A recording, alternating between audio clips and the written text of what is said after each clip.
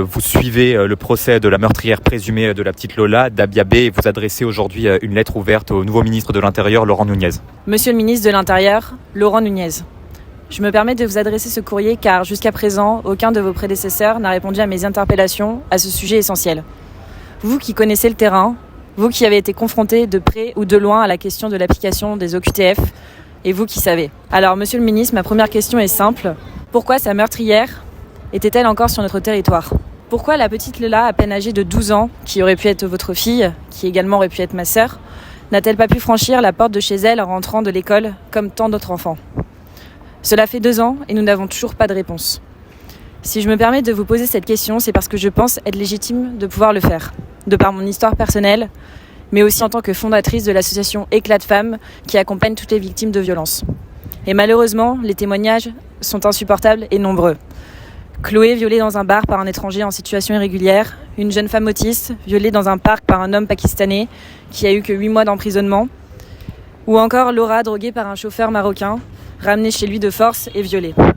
La plainte est toujours en cours et ça fait 2 ans qu'elle attend aussi. Dans tous les cas, une même réalité, la double peine. La première, c'est l'agression et la seconde, c'est l'abandon de l'État. Parce que les OQTF n'ont pas été appliqués. Parce que la France est le pays d'Europe qui les exécute le moins et parce que la durée maximale en centre de rétention est limitée à 90 jours et que même la tentative de la porter à 120 jours a échoué. Alors face à cela, je me suis engagée. Avec ma famille politique, nous avons travaillé sur une proposition de loi. Oui, toutes les agressions ne sont pas uniquement commises par des étrangers, mais cette minorité est trop souvent occultée.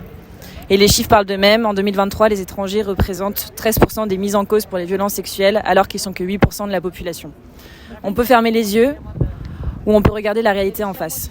C'est pourquoi nous avons déposé une loi qui vise à engager la responsabilité de l'État lorsqu'une personne en situation irrégulière agresse une victime sur le sol français.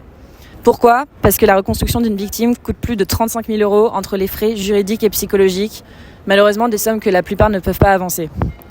Monsieur le ministre, nous ne voulons pas faire de vagues. Nous voulons améliorer la société avec vous. Aujourd'hui, je vous tends la main. Moi, Claire Géronimi, je m'adresse à vous d'abord en tant que citoyenne.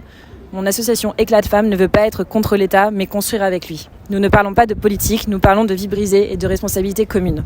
C'est en tant que présidente d'Éclat de Femmes que je vous le demande. Merci.